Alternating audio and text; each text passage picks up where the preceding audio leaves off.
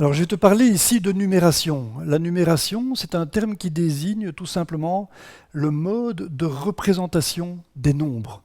On voit ici plusieurs modes de représentation des nombres qui sont apparus au fil de l'histoire de l'humanité. On voit ici des modes de représentation qui viennent d'Asie. Ici, on reconnaît les chiffres romains. Ici, on voit en fait de la numération qui vient de l'Inde ancienne. Et c'est d'ailleurs ce système-là qu'on utilise encore actuellement. On reconnaît des symboles ici, qu'on voit ici, qui ressemblent très fort. Par exemple, le 6 ici représente très fort à ce symbole-là, tout comme le 7, on le retrouve là. On voit que c'est de l'Inde ancienne que nous vient notre système de numération. Ce qu'on appelle souvent ici les chiffres arabes ont pris naissance en réalité en Inde. Alors voilà, mon but bien sûr n'est pas de faire ici la description de tous les systèmes de numération, je vais aller droit au but. Mon idée ici c'est d'introduire le système donc, de numération de position, comme tu peux le voir ici, qui est en fait le système de représentation des nombres qu'on utilise de nos jours. C'est le système moderne de représentation des nombres, symbolisé ici par les chiffres qui vont donc de 1 à 9, en passant par le 0 ici, qui joue un rôle très très important et qui a mis d'ailleurs très longtemps à apparaître dans l'histoire. Alors, comme je le disais, je ne vais pas te décrire tout ça dans sa totalité, je ne vais pas te refaire tout l'historique, je vais prendre un raccourci pour t'expliquer tout ça. Je vais te raconter en fait une histoire fiction, une histoire qui aurait pu se produire, mais qui en réalité ne s'est pas produite. C'est tout simplement une histoire que je vais inventer, qui va me permettre de te faire comprendre d'où vient cette notion de numération et qui va te permettre de comprendre l'importance de la numération et surtout une fois que tu auras compris la numération, tu seras capable d'utiliser les nombres de manière beaucoup plus efficace. Tu pourras faire des opérations sur les nombres en faisant beaucoup moins d'erreurs si tu comprends bien d'où viennent ces représentations donc, de nombres. Et alors mon histoire, elle va commencer ici en relation avec ces nombres qu'on voit sur ce cadre-ci, où on voit en fait des nombres qui viennent de Mésopotamie. C'est là qu'est apparue pour la première fois la notion de numération de position. C'est en Mésopotamie, c'est-à-dire dans la région de l'Irak, la Syrie actuelle. C'est là, à peu près en même temps que l'écriture, qu'est apparue donc l'écriture des nombres sous forme de numération de position. Et donc voilà, donc mon histoire va commencer donc en Mésopotamie avec un personnage que je vais supposer ici être un simple berger, donc qui vivait à peu près au 4e, 3e millénaire avant Jésus-Christ, donc il y a bien longtemps. C'était à l'époque où l'homme véritablement sortait de la préhistoire, la société humaine commençait, je dirais, à se développer. Il y a des systèmes de production qui commençaient également à se développer, comme l'agriculture ou l'élevage. Et je vais donc supposer que ce petit personnage ici est un berger. C'est un berger donc qui élève des moutons et qui élève des moutons dans le but de les vendre. Et pour les vendre, il devait établir des contrats. Et les contrats, il pouvait les établir grâce à l'écriture. L'écriture venait à peine d'apparaître, donc au 4e, 3e millénaire avant Jésus-Christ. L'écriture était apparue, c'est l'écriture cunéiforme qui se faisait sur des tablettes d'argile ici, grâce à des petits stylets qui permettaient de réaliser des petits coins comme ceci avec un stylet pointu. C'est d'ailleurs pour ça qu'on appelle ça l'écriture cunéiforme. Et à peu près en même temps que cette écriture est apparue, la numération, la capacité de représenter les nombres, ce qui est forcément essentiel pour quelqu'un qui veut vendre quelque chose. Par exemple, le petit berger ici veut vendre des moutons, il est clair que si il veut en vendre, il doit être capable de dire combien il en vend, à quel prix il en vend. Il est donc nécessaire qu'il puisse écrire des nombres. Et c'est donc l'histoire de ce petit berger ici qui doit vendre des moutons et qui doit donc inventer la numération. On va supposer qu'à son époque, l'écriture venait à peine d'apparaître et qu'on n'était pas encore capable d'écrire les nombres de manière pratique. On va se mettre dans cette idée-là. Je répète, c'est de l'histoire fiction, bien sûr. La numération est quelque chose qui est apparu au fil de très très longues années. C'est un travail collectif de nombreux savants, on pourrait dire, mais je répète, je simplifie ici les choses en supposant que c'est ce petit personnage ici qui a inventé la numération de position qu'on va donc découvrir. Et donc on va supposer que ce berger ici doit vendre des moutons et qu'il doit établir donc une liste du nombre de ces moutons pour faire des contrats de vente en bonne et due forme avec un nombre clair de moutons qui sera vendu ou échangé avec d'autres biens. Donc voilà, il dispose pour ça de tablettes d'argile, comme on l'a vu. Voilà, j'ai représenté ici une tablette d'argile sur laquelle il peut représenter le nombre de moutons qu'il a. Alors le premier système de numération auquel on peut penser, c'est le plus simple, c'est aussi le plus naïf, hein, c'est de dire que pour chaque mouton ici, on va représenter un trait. Voilà, quand j'ai un mouton, je représente un trait. Ce trait-là, il est le témoin de l'existence de ce mouton que je suis prêt à vendre ou à échanger, etc. Donc un deuxième mouton va correspondre à un deuxième trait, un troisième mouton, un troisième trait, quatrième mouton, etc. etc. Hein, j'ai autant de traits que j'ai de moutons.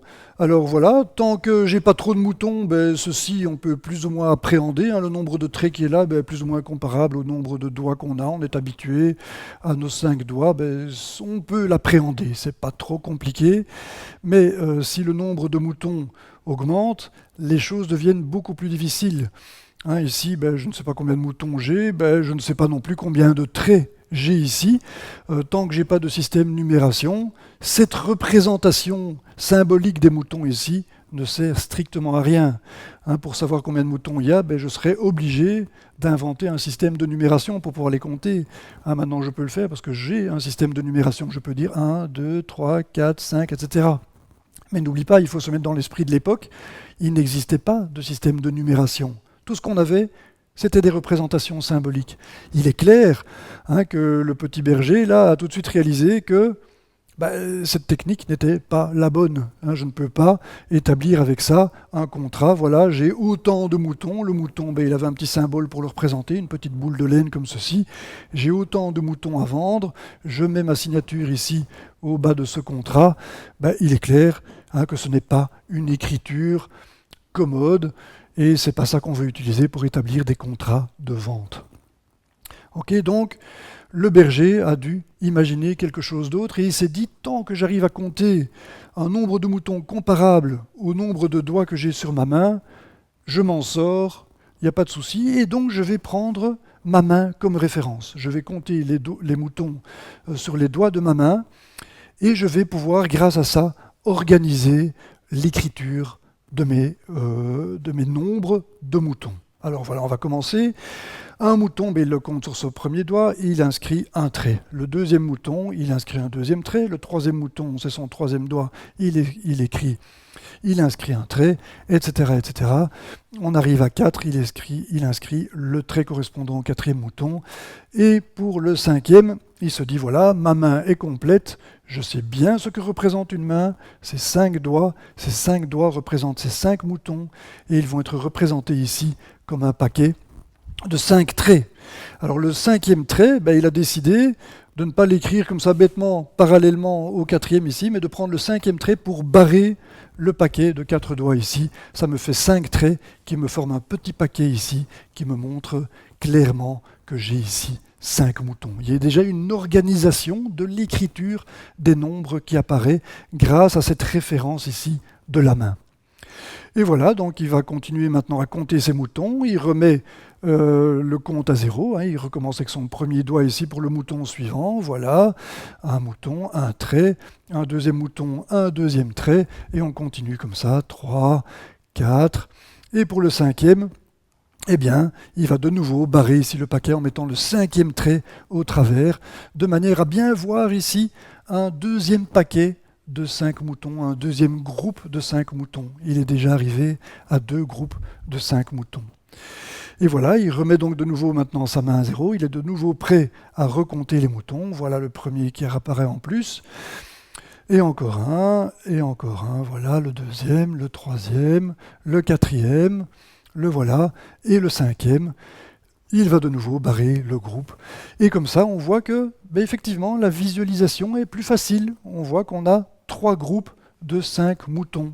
Bien sûr, il peut continuer encore maintenant. Voilà, un mouton ici, encore un trait, encore un mouton, encore un trait. Et voilà. Donc ceci, effectivement, c'est plus clair. On a une représentation beaucoup plus claire que ce qu'on avait auparavant. Auparavant, j'avais ici simplement un trait par mouton. Il est clair qu'on ne voit pas trop ce qui se passe ici. Il faudrait commencer à compter un à un. Et je répète que pour compter, il faut un système de numération qu'il n'avait pas. Maintenant, visuellement ici, il est capable de voir ce qui se passe. Il sait très bien ce que représente ceci. C'est une main. Ceci aussi, c'est une main. Ça aussi, c'est une main. Ça, c'est 2 doigts. Et tout ça, c'est très très facile à visualiser. C'est très facile à appréhender. Et donc il s'est dit, là je suis dans le bon, là je commence à pouvoir m'organiser. Et voilà, donc il s'est basé là-dessus, il s'est tout simplement dit, maintenant effectivement j'ai des paquets ici que je peux compter sur mes doigts. Je vois un paquet de 5 moutons ici, eh bien je peux les compter sur mes doigts, j'ai 3 paquets, je sais que ça va impliquer mes 3 doigts. Alors en faisant ça bien sûr, il ne doit pas oublier qu'un doigt maintenant représente en fait un paquet de 5. Donc c'est comme si, ici, au bout de ce doigt, quand il compte ce paquet-ci, c'est comme s'il imaginait une petite main de 5. Mais je répète, 5, il sait très bien appréhender ce que c'est. Ce sont les doigts de sa main, 1, 2, 3, 4, 5, qu'on va retrouver ici. C'est une petite représentation amusante ici, qui permet de bien voir le raisonnement qu'il tient. Quand il compte ce paquet-ci, il compte en fait 5 moutons sur son doigt. Et donc voilà, je l'entoure comme ceci, ce sont les 5 premiers moutons qu'il y a dans ce paquet-ci. Pour le deuxième paquet, il va prendre son deuxième doigt qui représente également donc 5 moutons. Mais donc après ça, une fois qu'il a adopté ce principe, il va pouvoir retranscrire ceci de manière plus efficace avec une autre ardoise, pas une ardoise, pardon, une plaque d'argile. Les ardoises n'existaient pas à l'époque. Une plaque d'argile sur laquelle il met un trait ici. Un trait pourquoi ? Eh bien pour séparer les paquets de 5 qu'il va compter ici des unités qu'il restera plus tard. On va voir comment ça se passe. Donc voilà, il y a son premier paquet de 5 ici. Sur le premier doigt, il a compté son premier paquet de 5. Il va représenter donc un trait ici, à gauche de la séparation qui est ici. Ceci est très important parce qu'on va voir maintenant apparaître cette notion de position. Les paquets de 5 moutons, il va les indiquer ici à gauche du trait. Alors que les unités qui vont rester ici, il les laissera à droite du trait. On voit que la notion de position est en train d'apparaître. On voit que notre petit berger ici est sur la bonne voie pour inventer la numération de position. Alors voilà, on va continuer maintenant. Donc il va prendre le deuxième paquet. Le deuxième paquet va forcément correspondre à son deuxième doigt, qui, ne l'oublions pas, représente un paquet de 5 unités, 5 moutons. C'est bien ça qu'il y avait ici. Et il va donc mettre un trait ici pour son deuxième doigt.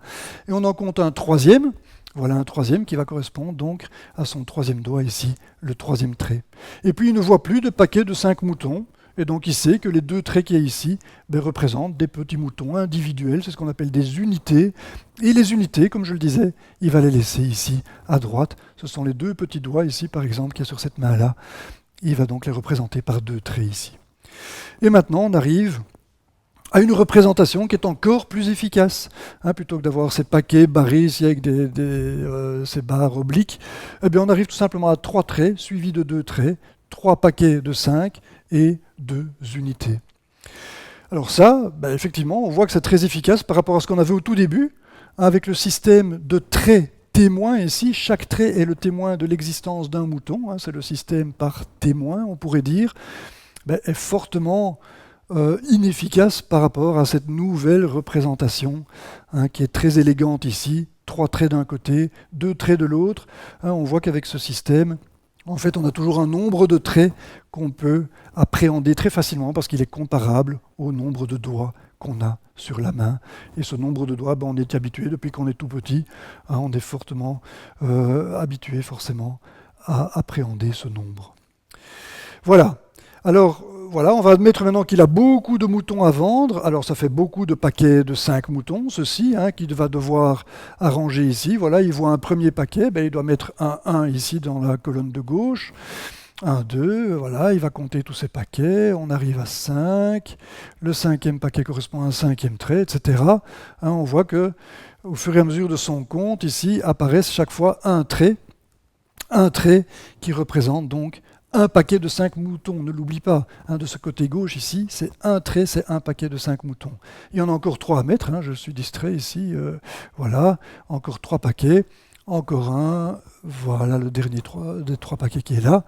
Et puis il reste ici 2 petits moutons en plus qu'il va forcément mettre dans les unités 1 et 2.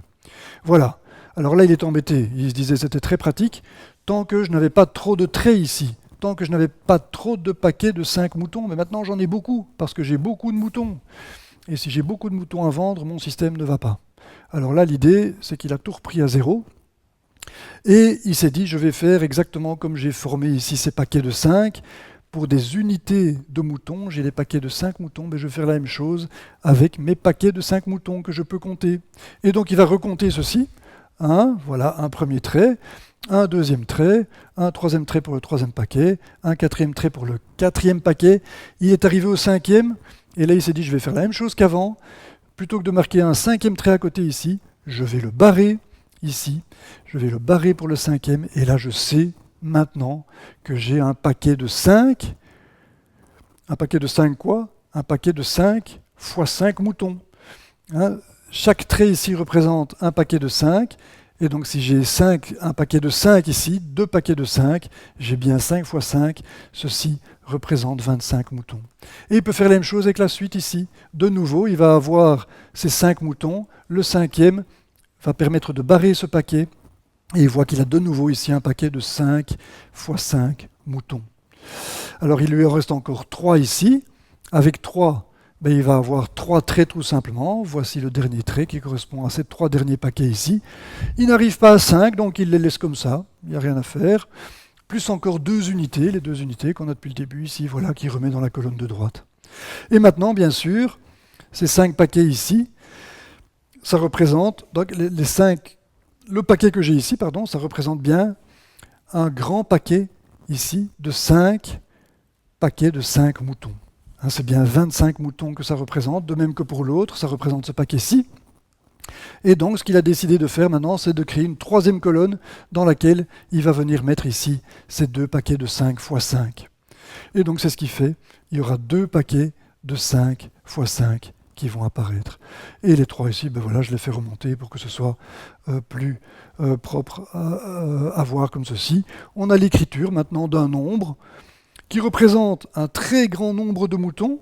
Imagine avec le système témoin qu'on avait tout à l'heure le nombre de traits qu'il y aurait. Ça serait tout à fait, il est tout à fait impossible de visualiser le nombre de moutons qu'il y aurait si j'avais tous ces traits les uns à côté des autres. On voit que c'est représenté ici par 2, 3 et 2, tout simplement. Grâce au système de report des paquets de 5 dans la colonne qui suit, on arrive toujours à un nombre de traits ici qui sera inférieur ou égal à 4. Dès qu'on a un cinquième, il passera à côté. Et donc on a quelque chose qui sera toujours extrêmement facile à lire. 2, 3 et 2. 2 fois 25, 50. 3 fois 5 ici, 15. Et ici, 2, tout simplement. Tu peux très facilement voir combien de moutons sont présents ici sur cette image. Voilà. Donc ceci est simple. On va bien voir ce que signifie cette classification, ce positionnement ici des différents nombres qu'on a, 2, 3 et 2 ici. Alors le 2 ici, il correspond au paquet de 5 fois 5 moutons. Ça représente en fait la main elle-même. Une unité ici va représenter un paquet de 5, 1, 2, 3, 4, 5, fois 5 moutons, puisque chaque paquet de 5 représente 5 moutons forcément. C'est ce qu'on voit ici. J'ai bien une main dont les doigts représentent bien les paquets qui sont ici. J'ai bien 5 paquets, c'est les 5 doigts qui sont là, mais chaque doigt doit être considéré comme étant un ensemble de 5 moutons qu'on voit apparaître ici. 1, 2, 3, 4, 5. Voilà. Donc les unités ici représentent en fait 25 moutons. J'en ai donc bien 50 au total ici. Les unités qui sont ici représentent des groupes de 5 moutons. Ce sont les unités que j'avais ici. Rappelle-toi, les 3 traits qui sont ici, ce sont les 3 paquets de 5 moutons que j'ai ici. Ça représente tout simplement une main de mouton. Ça représente 5 moutons, tout simplement. Quand on compte un 1 ici, c'est avec ce doigt-là qu'on le compte. Et ce doigt-là représente 5 moutons. Alors que le 2 ici, les traits qu'il y a dans le 2 ici, un trait représente tout simplement un doigt. Voilà, hein, c'est vraiment ça l'idée. On a des unités ici, des groupes de 5 ici, 3 groupes de 5, et ici 2 groupes de 25. C'est donc l'idée de la numération de position. On a comme ça donc une écriture qui, je le répète, est bien plus commode que l'écriture correspondant à un trait pour un mouton. Voilà, alors on va se familiariser maintenant avec ça, hein. On va compter les moutons, juste pour se familiariser avec ce mode d'écriture des nombres. J'ai un mouton, je vais écrire un trait, hein, sur le système d'un trait pour un mouton, hein, c'est ce que j'appelle le système témoin. Un trait témoigne la présence d'un mouton. Je vais faire correspondre bien sûr une unité. Un deuxième mouton va correspondre à un deuxième trait d'un côté, un troisième mouton va correspondre à un troisième trait, toujours. Je suis toujours dans les unités ici, je n'ai pas encore atteint 5, je suis au quatrième mouton. Le cinquième mouton va me permettre de barrer ceci, alors que là, je suis à mon cinquième trait, tout simplement. Ce paquet de 5, on sait bien qu'il faut le faire venir ici, voilà qui est fait. Et je suis donc avec un 1 ici qui représente mes 5 moutons. C'était la main de mouton, hein, que j'ai ici. Et je peux comme ça continuer. Je rajoute une unité. Je rajoute encore une unité. À chaque fois ici aussi, bien sûr. Voilà, je suis à 7. À 5 plus 2, ça fait bien 7. À 8 maintenant, j'ai encore une unité. Je suis à 9. Et encore un mouton maintenant qui va me permettre de barrer ceci, de l'amener de l'autre côté pour avoir un 2. Et je peux continuer comme ceci, tant que je veux. 3, 4, voilà le quatrième mouton que je viens d'indiquer ici, et je suis au cinquième que je barre et je viens le mettre de l'autre côté. Et je peux comme ça continuer, je vais continuer pendant un certain temps pour te montrer que je peux traiter comme ça un très grand nombre de moutons. Voilà, je barre, je suis arrivé au cinquième ici une fois de plus, et je suis maintenant arrivé au quatrième groupe de 5 moutons, je suis donc maintenant à 4 x 5, il y a 20 moutons présents ici sur cette image. Et je continue avec 21, 22, etc. J'arrive à mon quatrième mouton ici dans les unités.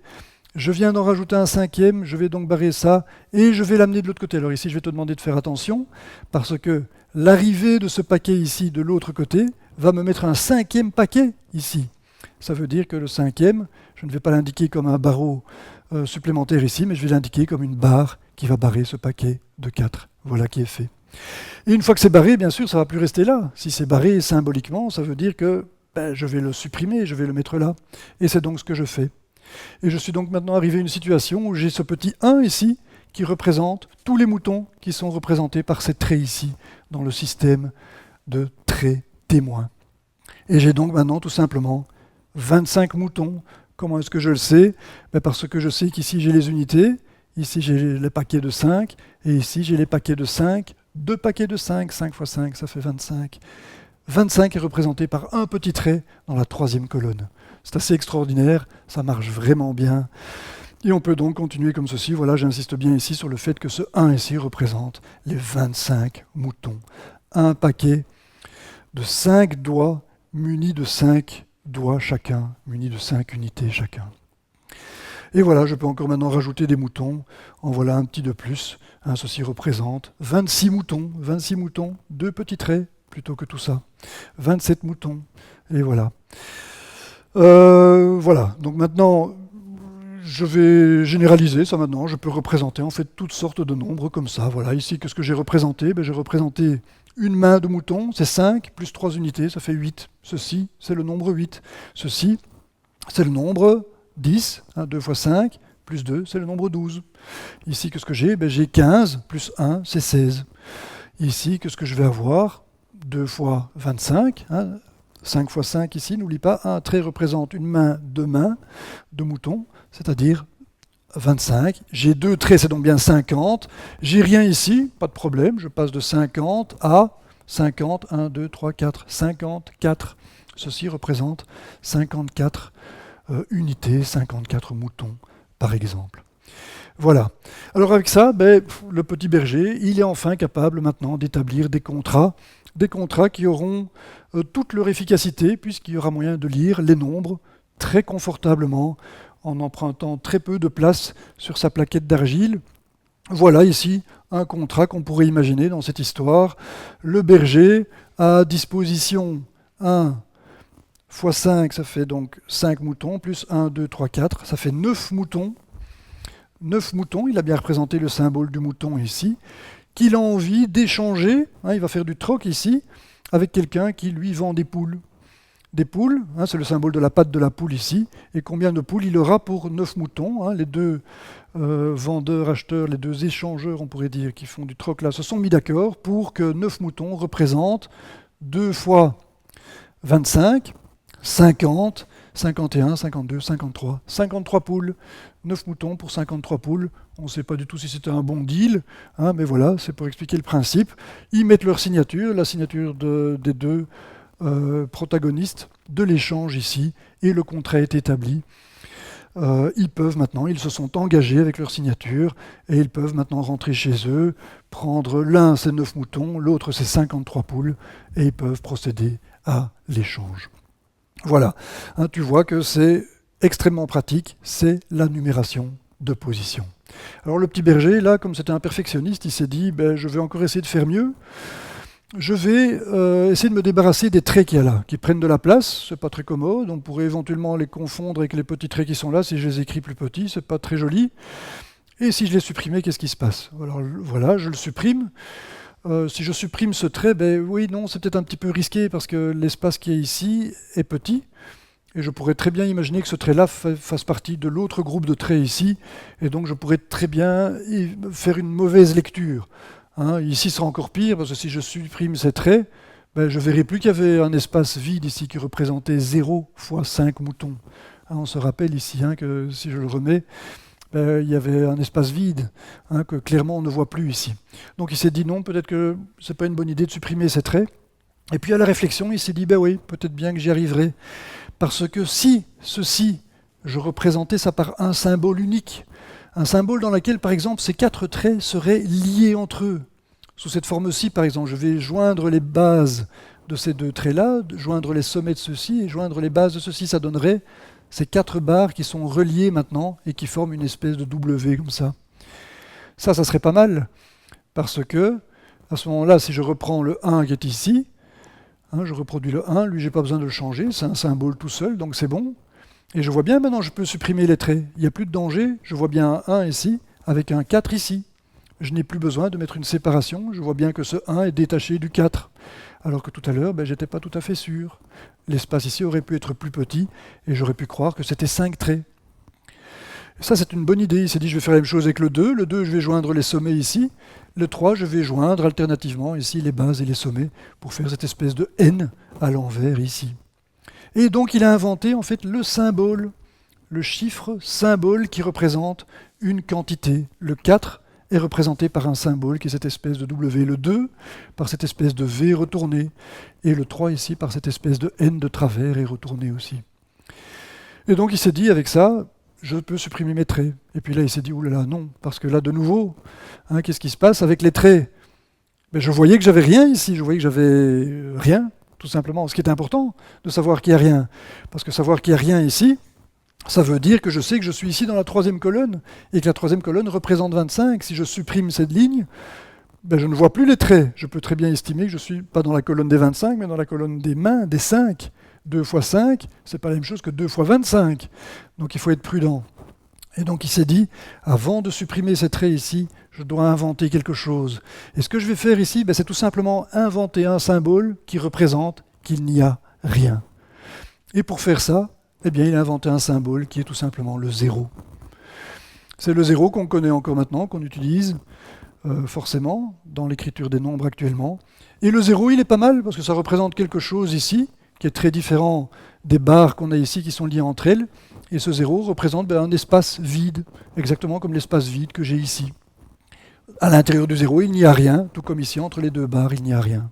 Et c'était donc le symbole tout idéal pour représenter l'absence ici de groupe de 5 moutons. Et donc c'est ce qu'il a fait. Il a obtenu maintenant l'écriture de nombres qui est tout à fait non ambiguë. On a une écriture qu'on peut parfaitement lire. Ici, j'ai 1 suivi d'un 4, ça veut dire que c'est un 5 plus 4, c'est bien 9 moutons. Ici, j'ai bien 2, puisque j'ai 2 traits qui sont en 3e position, qui représentent bien 2 fois 25. 0 fois 5, c'est 0. ça fait 50 plus 1, 2, 3. Mon symbole 3 ici, ça fait bien 53 moutons. Et je peux donc utiliser ça sans aucun problème. Je peux donc améliorer l'écriture ici de mon contrat. C'est d'autant plus efficace. Et voilà, on va maintenant un petit peu se familiariser avec cette numération particulière. C'est une numération à 5 symboles, comme tu peux le voir. Hein, j'ai ici le 0, le 1, le 2, le 3, le 4. Alors ces 5 symboles viennent forcément de la référence de la main, hein, rappelle-toi. Hein, on a construit tout ça en se basant sur des groupes de 5. Hein, dès qu'on avait 5 moutons, on les mettait dans la colonne de gauche. On s'est basé sur la main, et maintenant on va revoir un petit peu comment on les utilise donc en pratique. Je vais commencer par compter un 1. Un 1 correspondait à un trait, et ici il va forcément correspondre au premier symbole après le 0, forcément. Hein. J'ai un mouton que j'ai compté donc sur mon doigt, que j'ai représenté sur un trait sur ma tablette, mais que je peux représenter aussi par le symbole 1 qui est ici. Au deuxième mouton, j'ai 2 traits, je prends forcément le symbole 2. Au troisième mouton, j'ai 3 traits qui correspondent au symbole 3. Et le quatrième va correspondre au symbole, j'étais un peu vite, voilà, au symbole 4 ici, qui est ce W, et puis on ne voit pas le 5.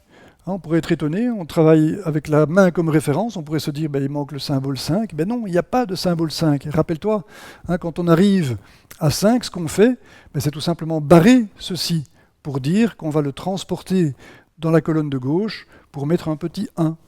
Et donc j'arrive à la situation suivante. Un 1 avec rien. Et un 1 avec rien, qu'est-ce que ça va être?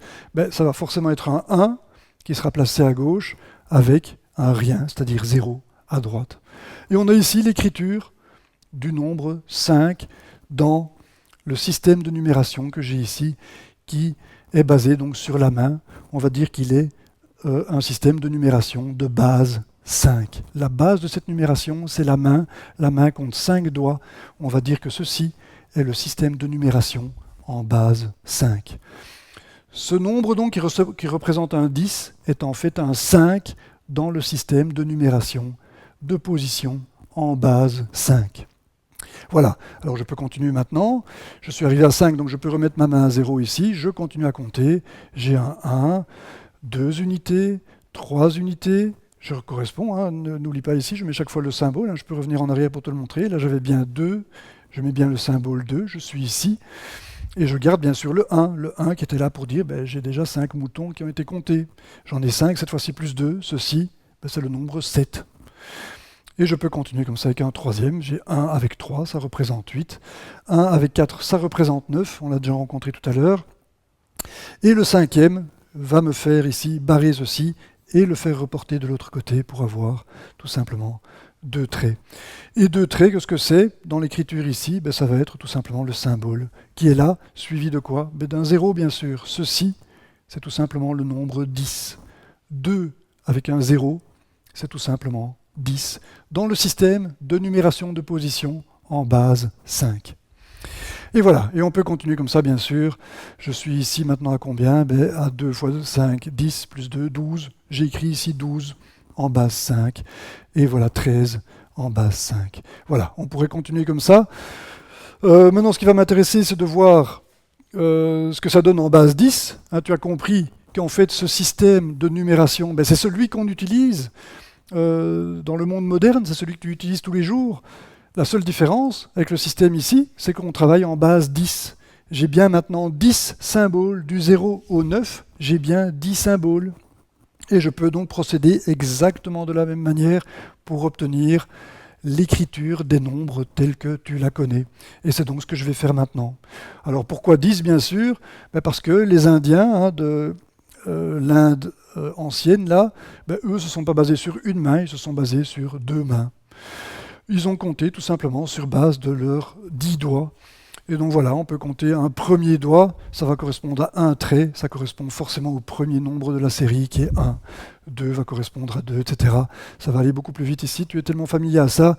J'ai une première main ici qui correspond à 5 bien sûr, mais là je ne m'arrête pas bien sûr, puisque j'ai une deuxième main pour continuer, et ça va correspondre à 6, à 7, à 8, à 9 et à 10. Alors 10, attention, 10 n'existe pas dans la série. C'est la même chose qu'avant. Le 10e trait, je vais l'utiliser pour barrer les 9 premiers traits et pour reporter ce paquet de 10 de l'autre côté. Et je nomme bien un 1 avec un 0 qui va me donner le 10, que tu connais bien sûr. C'est la numération. Je continue ici avec un 1 qui me donne 11. 10 plus 2, ça me donne 12. 10 plus 3, ça me donne 13, etc. etc. Hein, je vais m'arrêter là. On va comparer ça maintenant à la base 5. Hein, si je fais ça en base 5, ben voilà, je ne vais pas refaire les détails ici. Hein. En base 5, je sais très bien que 13 contient 2 fois 5. Hein. Je peux mettre une deuxième main ici. Oui, d'abord, je supprime la représentation que j'ai ici, bien sûr, hein, qui ne sera plus valable en base 5, donc je le supprime. Je sais que 13 contient 2 mains, ça contient 10 plus 3, hein, 13. 2 mains, ça veut dire que j'aurai 2 traits ici, bien sûr, et donc j'aurai le symbole 2 ici. Hein, tout ça est évident.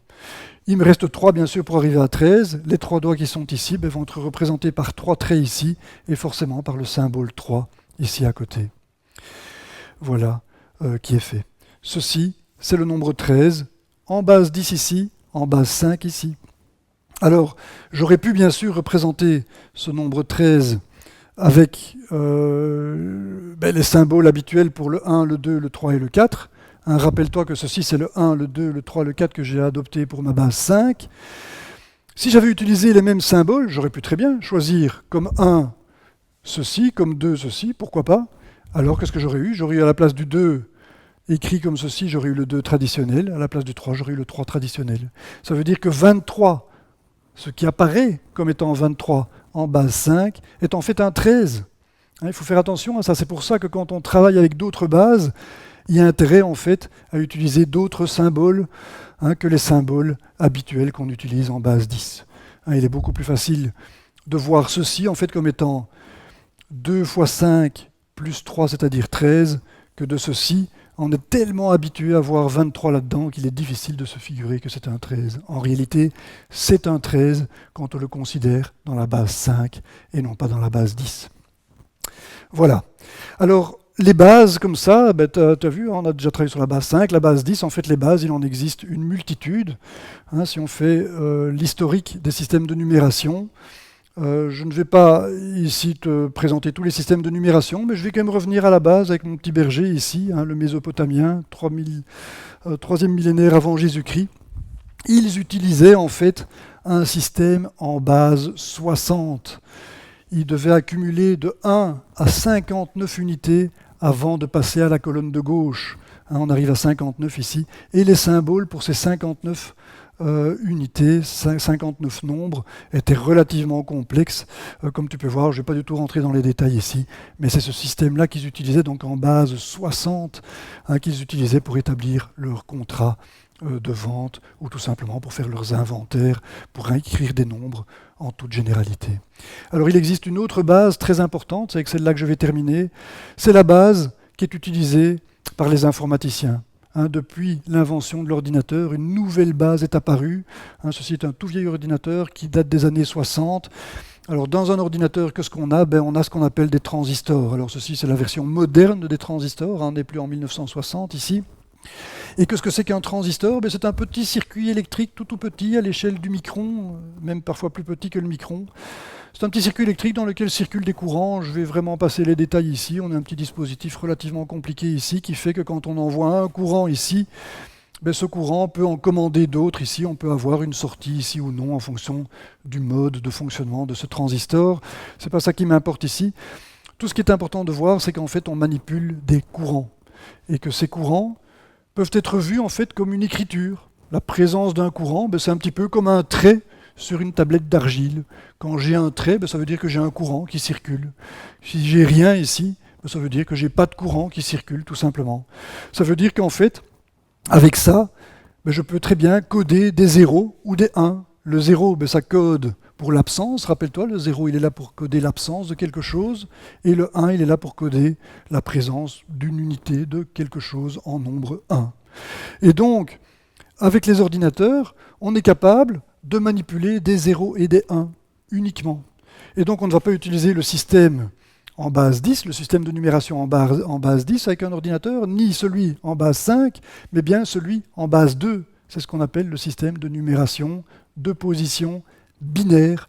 On n'a que 2 symboles, le 0 et le 1. Alors, comme c'est un système de numération important, je vais ici brièvement le décrire. Je vais compter ici dans ce carré les nombres en les comptant, donc un par un. Le 1 va forcément correspondre à un 1. C'est le 1 de ma base décimale ici et de ma base 5 ici. Donc voilà, c'est tout simplement le 1 qui est ici. Quand j'ai deux traits, qu'est-ce qui se passe?